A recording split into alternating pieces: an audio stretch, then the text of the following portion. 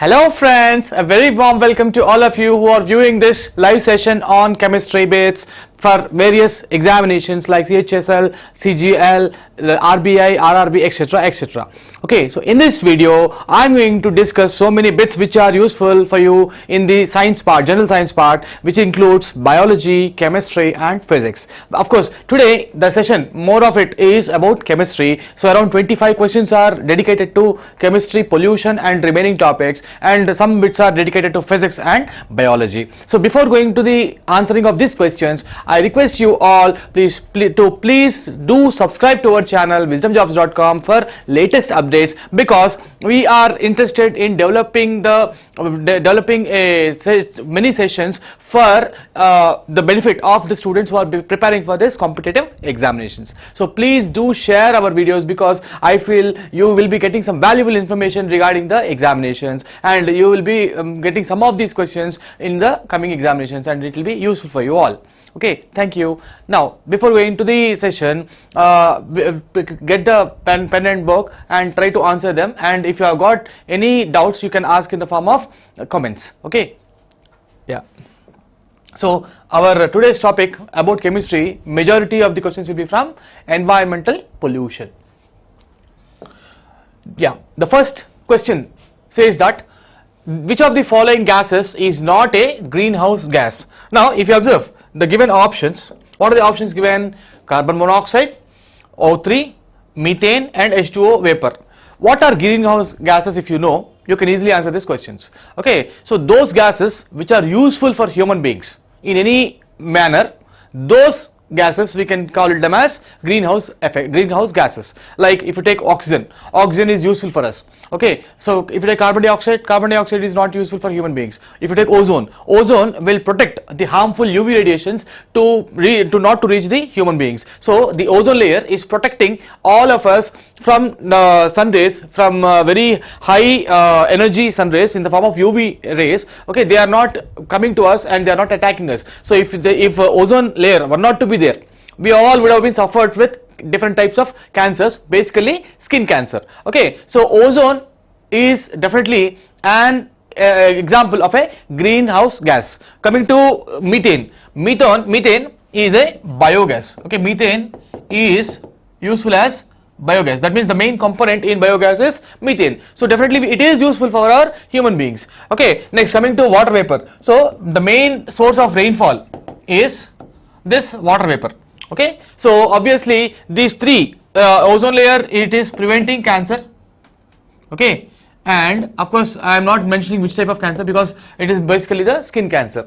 Okay, so all these three are some way or the other useful for our human beings. Okay, so the gas which is not useful will be not a greenhouse gas, which is carbon monoxide. Okay, so in the given four options, carbon monoxide is moreover a poisonous gas, and it is detrimental to our human being race. Okay, so it is very much dangerous and harmful also. Okay, so it's a hazardous gas, and that's why we can say that carbon monoxide is not a greenhouse gas. So here if you observe, the keyword to be followed is not. Okay, so which is not a greenhouse gas? Obviously carbon monoxide is not a greenhouse gas.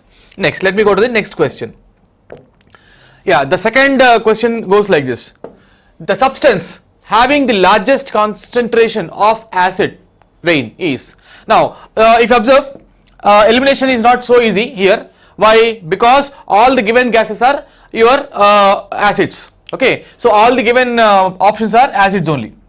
Okay, so if you take the option A, it is carbonic acid. If you take option B, nitric acid, option C is hydrochloric acid, and option D is sulfuric acid. Now I will give you one hint here. So acid rain is considerably very notable for you only when it has got some concentrated acids. Okay, so when if I get a rain of a dilute acid, it is not considered as an acid rain. Why? Because we cannot sense the acid rain due to a dilute acid. We can sense the acid rain only with the help of a concentrated acid. So of these four acids given, which is the most concentrated? It is nothing other than sulfuric acid. So sulfuric acid is the most concentrated acid of the given 4 options, and that's why I can say that due to this sulfuric acid present in the rainfall, we can term it as acid rain. So the given given acid rain, if it contains most concentrated acid of the 4, that will become acid rain. So of the 4 given options, which is the most concentrated acid? It is nothing other than sulfuric acid. So sulfuric acid present होने की वजह से we can take the option as sulfuric acid D. Okay, so the key factor here is the most concentrated acid will be responsible for acid rains. So of the 4 given options, since sulfuric acid is most concentrated, I can say that the answer is sulfuric acid, which is option B. Okay, next, after that, next question, let us proceed to the next question. So if you observe the next question, yeah, biological oxygen demand or BOD is a measure of organic material present in water. Okay, BOD value less than 5 ppm indicates a water sample to be. Now generally any sample which has got around 5 ppm of BOD is considered as a very good BOD. That means the levels of BOD around 5 ppm are considered to be very rich in oxygen. Okay, so in a water sample, if you take the ppm, if you observe the biological oxygen demand, if it is around 5 ppm, it is considered to be a rich oxygen water. Okay, so that now I can say that the measure of organic material present in water. So if it is around 5 ppm, I can say that it is having a richly dissolved oxygen in it. Okay, that means the oxygen content in a water which is having more organic matter like around 5 ppm, such water I can call it as a rich in dissolved oxygen natural water. Okay, now if you talk obviously around 5 ppm, it is not poor, it is rich in oxygen actually. Okay, now coming to pollution. So if biological oxygen demand is in the required content, 5 ppm is a required content of BOD. Okay, so if it has got enough amount of BOD, then it is not polluted. Okay, and it is more positive also. So if the water is having 5 ppm, it is positive water actually. So it does not contain, or it is suitable. Actually, it is suitable for aquatic life. Okay, so if you take fishes or any other marine animals, it is very much suitable for not is not correct. So it is suitable for aquatic life. Okay, so if this not is not there, then option D also is a correct option. Okay, but in the given 4 options, option A is the correct option, because around 5 ppm of BOD in a water indicates that it is rich in dissolved oxygen. Okay, so in this way you can easily take away, or you can neglect the incorrect answers and select the correct answers. Okay, next, let us go to the next question. Yeah, before going to this next question, I request you all once again to please do subscribe to our channel wisdomjobs.com, because apart from having these sessions for different competitive examinations, our website is also catering for the employment services also. So those who are interested in getting employment, please do register in our website and please do upload your resume, so that our HR people will be definitely interested in showing you a befitting job for you. Okay, as per your profile. Now the 4th question says that the type of pollution caused by spraying DDT. What is DDT? Diamino diethyl ethane. Okay, so DDT is an insecticide basically. Okay, it is basically an insecticide. So if you go to pastoral or rustic areas like farming areas, there you can easily find the more number of insects. Okay, so like grasshoppers or any worms, all these type of insects, they try to spoil away the plants. Okay, and due to that the productivity will be drastically reduced. So in order to improve the productivity and in order to reduce all these worms or any other insects, we go for an insecticide which is like a DDT. Okay, so DDT is a basically insecticide, and obviously any insecticide will definitely spoil not only air. So we are spraying. So we are spraying means it is spoiling the air around it. Okay, so air is also there. Okay, now it is after some time it will be it will be going into the soil also. Okay, so due to the presence of DDT in soil, okay, due to the entering of DDT into soil, soil will be spoiled, and after some days there might be a rain. Okay, so the DDT, which is already imminently present in the soil, it will be mixing with water, and the water will sink into the lower layers of water. Okay, so lower layers of your earth. So due to that, what happens? The DDT which is sprayed will be slowly sinking into the lower surfaces of the earth in that area. Okay, so due to that, what happened? The water that is present in the lower layers of that particular land area, that also will be affected it adversely. Okay, so due to that, what happens? The soil, the water and the air in that area where DDT is sprayed, all the three will be affected. So due to that, it is a pollution. DDT causes pollution for both, already air, water and also soil. So option D is the correct option for us. So it spoils or it pollutes air, water and soil. Okay, not only individually these three, not only individually one of them, it will spoil or it will create problems with the three elements, air, water and soil. Okay, next let us go to the next question. The fifth question says that water is often treated with chlorine to dash. Now generally water have different types of germs like virus, bacteria, pathogens. What are pathogens? Can you guess what are pathogens? Those living organisms which try to develop diseases in humans, those are called as pathogens. Okay, so they contain virus, bacteria, pathogens.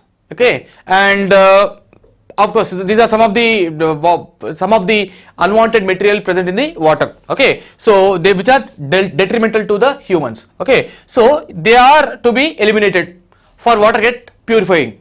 So if I wanted to purify the water, what should be done? Actually all these bad elements or microorganisms which are viruses or bacteria or pathogens, they need to be eliminated. Okay, they need to be killed. So in order to kill the bacteria or pathogens or virus present in the water, we will go for treating the water with chlorine. So what is the purpose of treating the water with chlorine? It is to kill germs. Okay, so the different types of germs present in the water which is contaminated by them will be killed away by the usage of chlorine. Okay. Yeah, next let us go to the next option. Of course the remaining if you observe, removing hardness, so we use some chemicals for removing the hardness like alum. Okay, we don't use chlorine gas, we use alum for that. Next, coming to the option B, no way oxygen is increased due to addition of chlorine. So if I am treating the water with chlorine, how oxygen can increase? There is no procedure by which oxygen will increase. Okay, so this option is also not correct. Okay, and coming to D, we are filtering for suspended particle removal. Okay, if I wanted to remove the suspended particles, we should go for filtering. Why should we go for chlorine treatment? Okay, so the only option, that is only use of treating the water with chlorine is to kill germs. Okay, so in this way we are using chlorine gas. Okay, next let us go to the next question. Yeah, the next question says that which of the following is or are the hazardous pollutants present in automobile exhaust gases? Basically one thing you should keep it in mind, always the nitrogenous gases, okay, the nitrogenous gases which are generated from nitrogen are pollutants for automobiles. Okay, so if you observe in the options given, N2CO, CH4, oxides of nitrogen. Now what are the nitrogenous compounds here? Basically nitrogen, okay, and oxides of nitrogen. So there are different oxides of nitrogen like NO2, N2O, NO. Okay, so oxides of nitrogen are also dangerous in the generation of pollution. Okay, so which of the following are hazardous pollutants means the options I can give is N2 and oxides of nitrogen. Okay, so what are the options which are pollutants now? Option 1 and option 4. Okay, so which are the options, in which option 1 and option 4 are there? So if you observe, it is of course carbon monoxide also is one of the pollutant actually. So so if you observe carbon monoxide and your oxides of nitrogen, if you observe, they are present in it is actually option number 2. Okay, so option number 2 and option number 4 are primarily responsible for pollution. Of course, nitrogen is secondarily, but it is to some extent, and nitrogen is very small, means maybe around only 1% of it is responsible for pollution. The basic fundamental elements which are responsible for pollution are mainly carbon monoxide. Okay, why carbon monoxide? Because it's a poisonous gas. Okay, next, if you observe this, around 50% of it is responsible for pollution. Next, coming to this fourth option also, oxides of nitrogen also around 48 to 49% are responsible. So the principal elements which are responsible for pollution of air due to this combustion, internal combustion engines or exhaust automobile gases would be basically due to the oxides of nitrogen and carbon monoxide. So where you have got actually these two options 2 and 4, so 2 and 4, yeah, here, so option number C. So if you observe option C, 2 and 4 are the options given in option C. So this is the correct exact answer for us. Okay, so option number C would be your correct answer for the given question. Okay, next, let us move to the next question.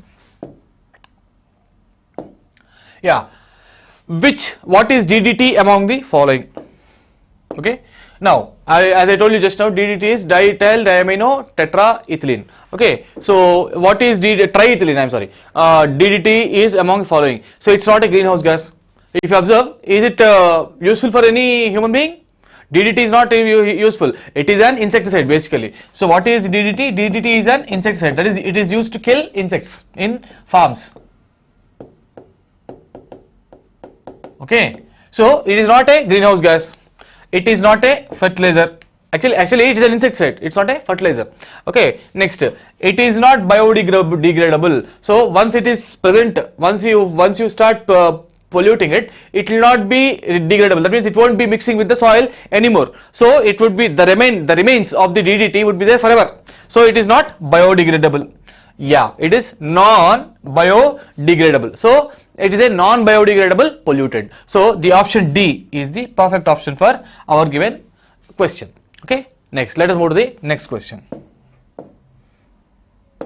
8th question says that the gas leaked from the storage tank of the Union Carbide plant in Bhopal Gas Strategy is. Now if you observe this Bhopal Gas Strategy, it has been occurred in 1984. Okay, and the gas responsible for that huge massacre, chemical massacre I should say, so for such a huge massacre is due to the evolution of or evolving of this gas, which is it, methyl isocyanate. Always keep one thing in mind, always cyanides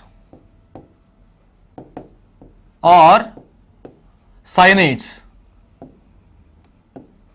these are very, very dangerous. Cyano compounds are always dangerous. Cyano means they are combination of carbon and nitrogen. Okay, so always cyano are very venomous and they contain all sorts of detrimental sources. Okay, so they are very dangerous and hazardous to the human race, and once we inhale them, we will be, there will be some sort of ailment produced in our human body. Maybe some may get mentally ill, some may get some of the body parts affected, and a vast amount of inhalation of this gas would be even giving the death also. Okay, so due to this evolution of methyl isocyanate gas in 1984 in Bhopal, the massacre took place, and this is the correct option. Okay, so ammonia, no doubt it is pungent.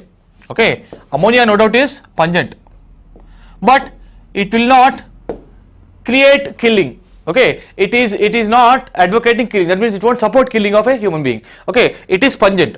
Even same is of course phosgene is also a poisonous gas. It is also a poisonous gas, but this was not the gas which has evolved in that Bhopal factory in 1994. Which is a gas actually which is evolved? It is methyl isocyanate. Okay, so there may be a confusion between methyl isocyanate and phosgene because both of the two gases are poisonous. but the correct option at the Bhopal tragedy is methyl isocyanate. Okay, next let us go to the next question. Yeah, if you observe the next question, the substance which is not regarded as a pollutant is the question is which is regarded actually. So please do correct this. The question is which is regarded as a pollutant. Okay, so this which is regarded as a pollutant. So if you observe nitrogen dioxide. Nitrogen dioxide is not highly polluted. Okay, or ozone is actually a protector. It's not a pollutant. It's a protector of our human race. Okay, it won't change. It won't go for. I mean, it won't spoil the area. Okay, so around us. So it is not a pollutant. Next, coming to hydrocarbons. Hydrocarbons are also, some of them are useful for us. So in general, if you observe, if you take ethane, from ethane you can produce ethanol, which is a alcohol. Okay, so the favorite alcohol which many people will consume is from ethane only. Okay, so if you take propane, all butane and all, they are all available in our natural gases. Okay, so they are all greenhouse gases, but so they are not pollutants.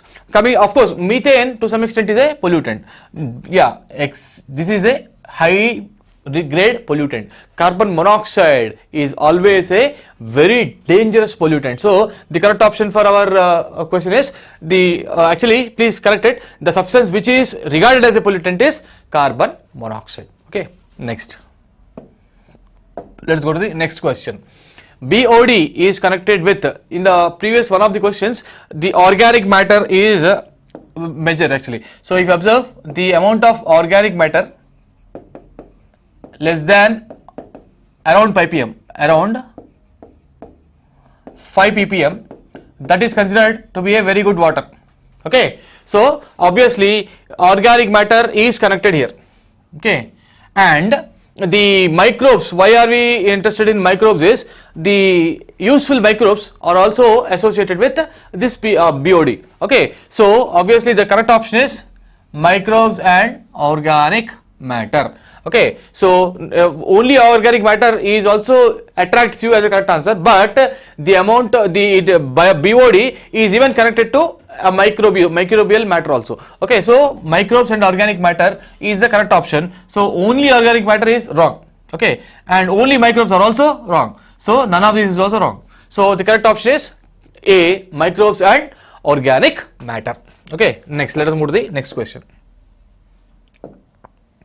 Yeah, the molecular weight of limestone is, actually it's a silly question by now because you have already calculated so many molecular weights. So if you observe, what is the molecular formula of limestone? CaCO3.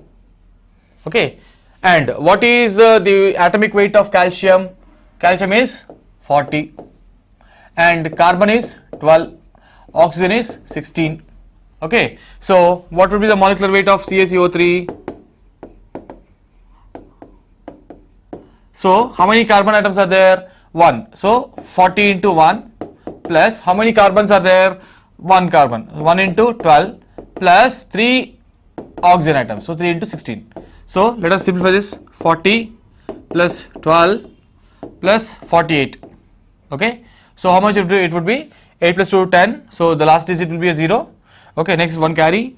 1 plus 4 5. 5 plus 1 6. 6 plus 4 10. So 100 is the exact answer. So the correct option is B, 100. Okay, so if you know the molecular formula of limestone, you should know that limestone is CaCO3. So the other name for limestone is, or I should say the molecular formula of limestone is CaCO3, or calcium carbonate is also called as limestone. Okay, so if you know that limestone is also called as calcium carbonate, then derive the formula for calcium carbonate, which is CaCO3. And once you know the molecular formula, every Tom, Dick and Harry can easily calculate the molecular weight, knowing the atomic weight of the each element present in the given compound. Okay, yes. Next, let's go to the next question. Yeah, molarity is the number of moles of solute per. Yeah, this is one more tricky question. Molarity, if you know the formula for molarity, capital M is number of moles of solute by number of liters of solution into 100. This was the formula for molarity. So what is the denominator here? Number of liters of solution. Mane, if you observe 1 liter is how much? 1000 ml. Okay. So let us go for the options. A, 1000 ml of solute. Is it solution or solute? It is solution. So it is not solute. Not even solvent. So obviously 1000 ml of solution. Okay. So if you know the denominator of the molarity formula, you can easily understand how to determine the correct option. Okay. So since it is number of liters of solution, or I can say 1 liter of solution, so it is 1000 ml of solution. Okay. So solution. So obviously the correct option is C. Okay. Next, let us move to the next question. Yeah, the study of insects is called dash. Now, if you observe ornithology, ornithology is study of birds. Okay, virology is study of virus. Yes, entomology is study of insects. Okay, and pathology is study of bacteria and other microorganisms. Okay, so it is study of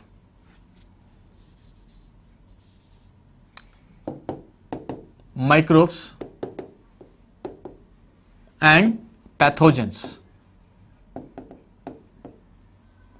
What are pathogens? The organisms which causes diseases are called pathogens. Okay, so study of microbes and pathogens is called pathology. Okay, so now the insects is what? Obviously insects is entomology. So the study of insects is called entomology. Okay, of course it's a problem on, it's a question on biology. Next, let us move to next question. DNA stands for, so it's a silly question from your childhood. You might be, I mean from your 10th class at least, if not from childhood, you might be studying about what is DNA. It is deoxyribonucleic acid. Okay. The options given are delivery natal artery. Okay, so it has no connection at all, no affiliation with our DNA. Okay, so if a person who did not study 10th class will or might answer it as delivery natal artery. Okay, next, denatured alcohol. So denatured alcohol does not have a same expansion as that of DNA. Okay, coming to dinitro, here there is a possibility that you may get confused here. It's not dinitro, it is deoxyribo. Okay, deoxyribonucleic acid is DNA but not dinitro. Okay, so don't get confused here. So there is a possibility that C and D are looking same, almost same. So nucleic acid and nucleic acid are the same. That's why there is a chance of you getting confused. Okay, but it is deoxyribonucleic acid. Okay, so the option C is the perfect option here. Okay, next, let's go to the next question. Yeah, the 15th question says the farthest planet from Earth is. Here there are so many myths, or I can say developments which are in the development stage. Okay, so there are no concrete evidences of those newest planets present which are already recently discovered, but the traditional way, if I go in the options, it is actually Pluto. Why? Because starting from Mercury, next comes Venus, Earth, Mars, Jupiter, Saturn, Uranus, Neptune, and lastly Pluto.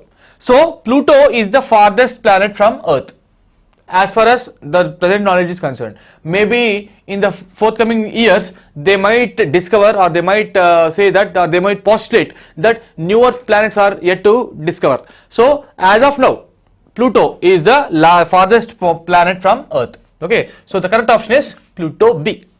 Next, let us go to the next question.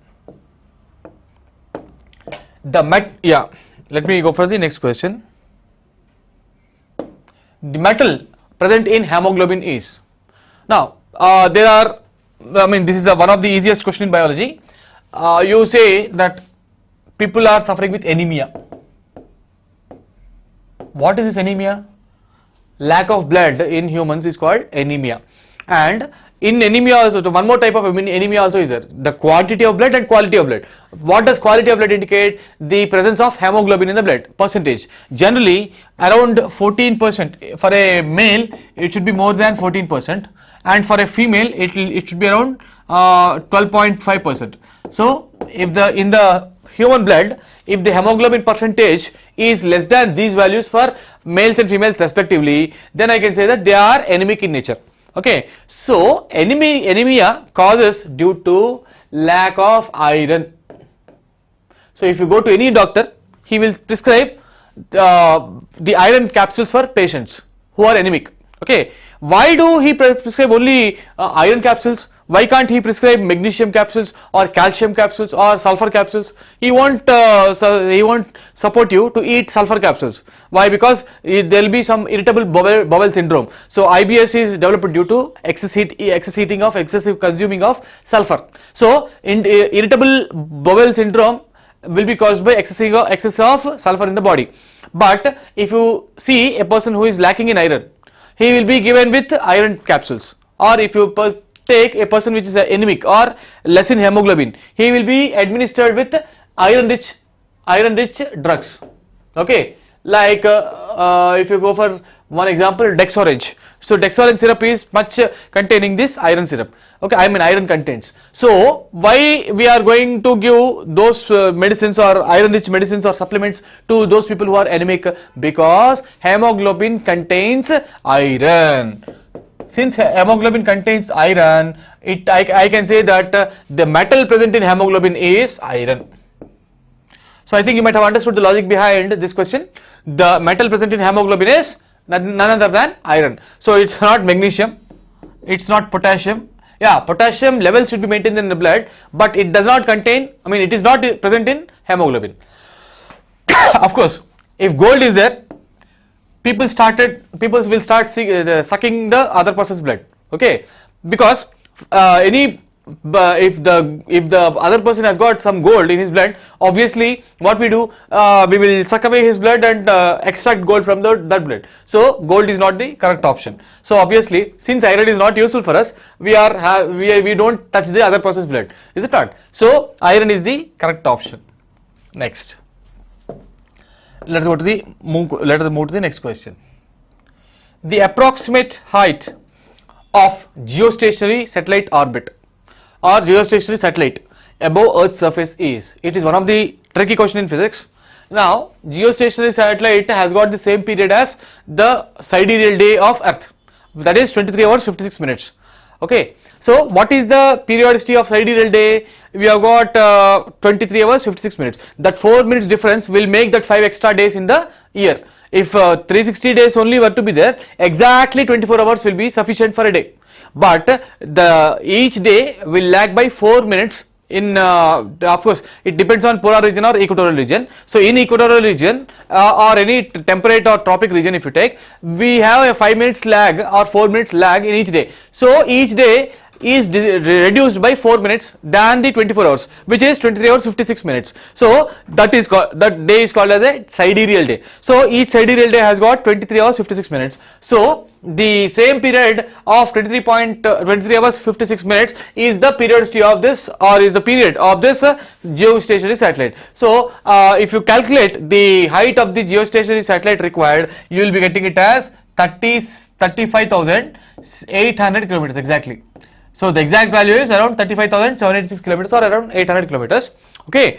Now, if you observe this value is nearer to which value of the given values, actually it is nearer to 36,000 kilometers. So the correct option is B, 36,000 kilometers. Okay.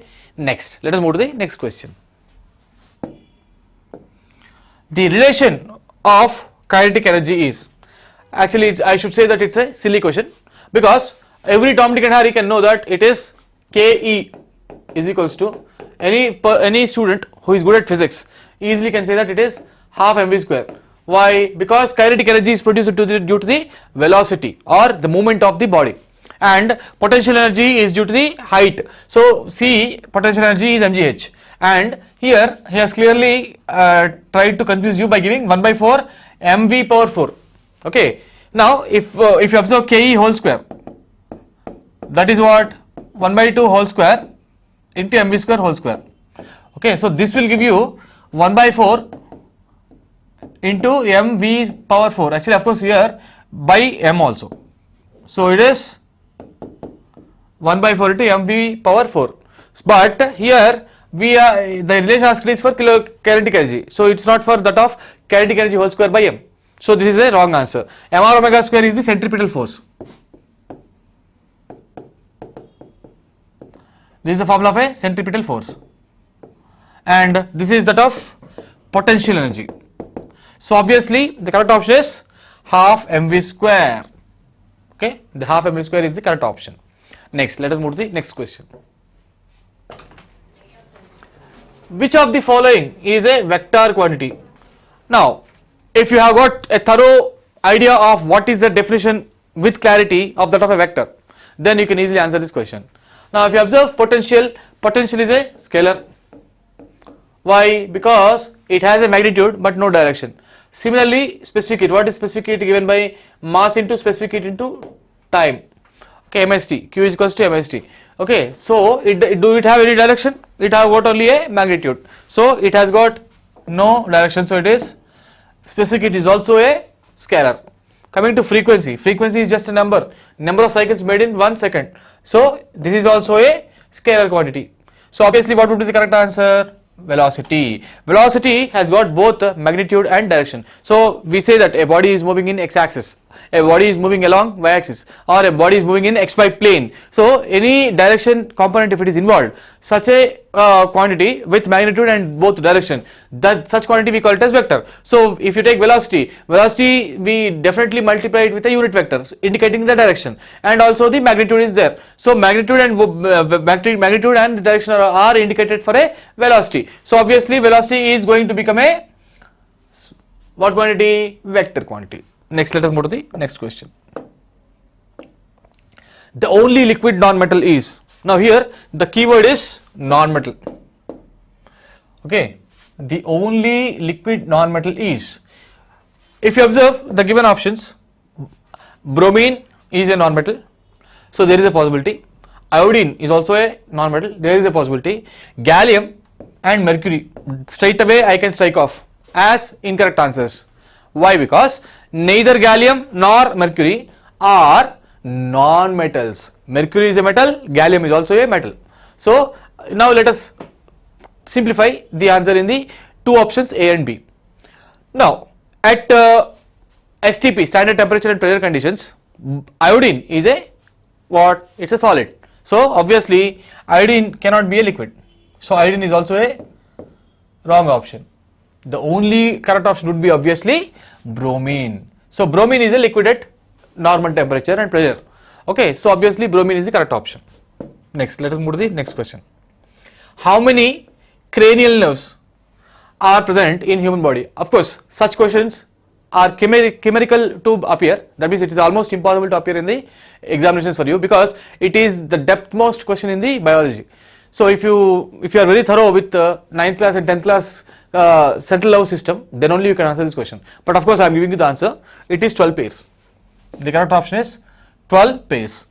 So in human body, the nerves which carry the messages from sensory organs to brain, those nerves are called as cranial nerves. What are they? The nerves which are carrying the message from our sensory organs to brain, they are cranial nerves. So obviously they are 12 pairs in number. Next, the element with the highest electronegativity in periodic table is, now if you observe, fluorine has an electronegativity of around 4. Okay, the electronegativity of fluorine is 4, which is highest in the periodic table. All the remaining elements fall under fluorine with respect to electronegativity. Okay. Next, let us move to the, so obviously the correct option is fluorine, B. Next, let us move to the next question. The refractive index of diamond is, now this generally you don't know, many people don't know this, so it lies between 2.4 to 2.5. Why? Because the more is the refractive index, the more it can bend, the more the light can be bent through the, the light can be scattering through the object. So if you take a normal object like a glass, its refractive index is somewhere around 1.4 to 1.5. That means it can only tilt the angle by around 60 degrees or 40 degrees. Okay, if you want to have a more tilt in our refraction process, we use a diamond. So those elements or those materials which have got highest refractive indices, they can scatter the light in many directions. So if you observe, if you see the diamond, in any direction it will be shining only. Why it happens? Because in any direction the light is incident on it, it is able to refract in the opposite direction. So obviously the refractive index of the diamond is highest. So in the given values, the highest value is how much? 2.4 to 2.5. Of course, not that it is the highest value. Generally it lies between 2.4 to 2.5. So the refractive index of diamond is lying between 2.4 to 2.5 is the correct option, which is option number C. Next, let us move to the next question. In human eye, image is formed on. It's a bit confusing question. The answer is retina. Actually, cornea is behind retina, okay, and iris is before retina, and pupil is the membrane which is on which the light would be incident in our human eye. Okay, so the image is always formed on retina. Okay, next let us move to the next question. Dash ores, once again a pure chemistry question. Dash ores are concentrated with froth flotation process. Now generally for froth flotation is used by sulfide ores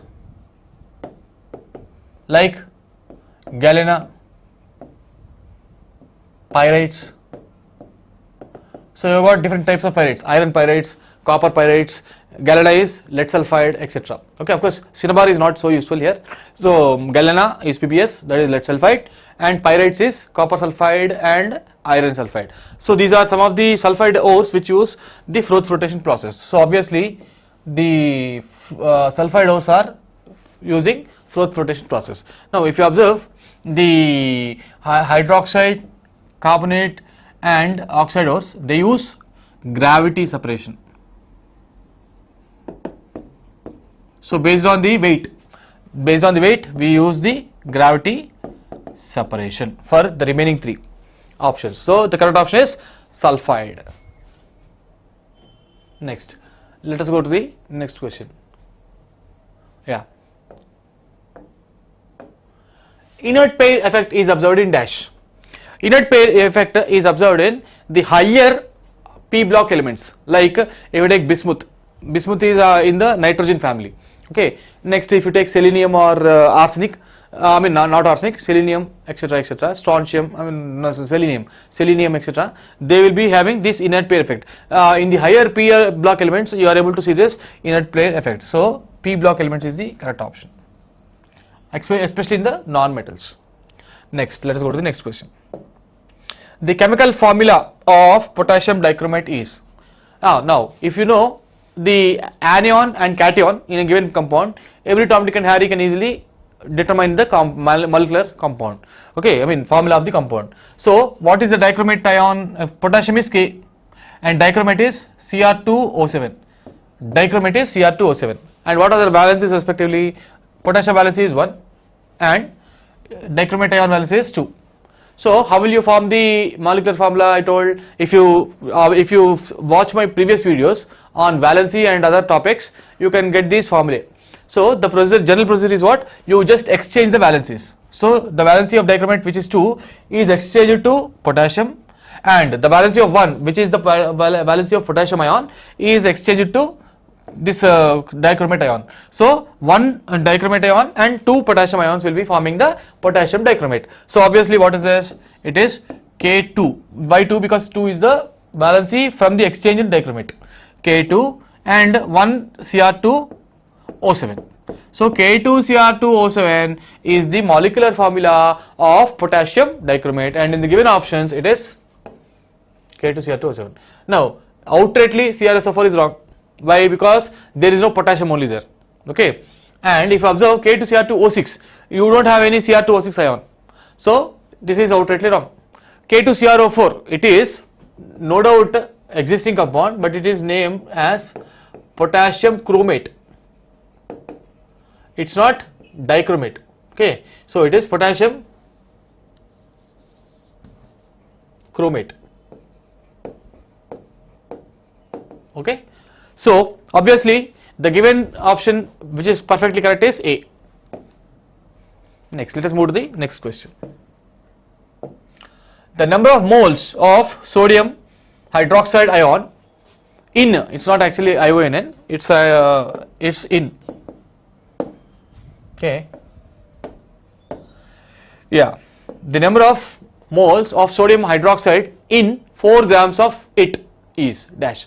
So number of moles is what given by basically number of moles is equals to weight upon molecular weight. Weight upon molecular weight. Now the given compound is sodium hydroxide. What is the molecular formula of sodium hydroxide? NaOH. So one molecule of NaOH contains 1 atom of sodium, 1 atom of oxygen and 1 atom of hydrogen. So sodium 1, oxygen 1 and hydrogen 1. So sodium is having an atomic weight of 23, here it is 16, here it is 1. So if you put together the total weight of total molecular weight of sodium hydroxide is how much? 23 plus 16, 39 plus 1, 40. So the molecular weight of sodium hydroxide is 40. Okay, now weight is given to be how much? 4 grams and molecular weight is 40. So what is 4 by 40 gives you? It is 1 by 10 or 0.1 moles. So which is the correct option? A, 0.1 mole is the correct option. Right? Next, let us move to the next question. Ammonia is tested using, it's a tricky question because if you are very thorough with chemistry, then only you can answer this question. Generally, Grignard's reagent is useful for reducing of alkanes to alkynes, alkenes and alkanes. So we test alkanes using Grignard's reagent. Okay. Now Benedict solution is no way concerned with ammonia. Yes, Nessler's reagent is useful for testing ammonia. So the correct option is C, Nessler's reagent. Okay. Next, let us move to the next question. The gas with rotten egg smell is, now in your lower classes you might have studied about hydrogen sulfide properties. So H2S has got a pungent smell. Not only pungent, it has got a rotten egg smell. Okay. Now if you observe, N2O is laughing gas. So it gives you laughing. Okay, it won't give you, or it will give you a smile. It won't give you a rotten egg smell. Okay, so that is laughing gas. And coming to CO2, it is more combustible, so it won't have any odor, but it is a bit what should I say, pungent once again. It is also pungent. And ammonia is definitely a pungent gas. That means it gives a nauseating feeling. So this also gives you nausea. Nausea means vomiting sensation. Over inhaling of carbon dioxide will give you nausea. So the rotten egg smell gas is hydrogen sulfide.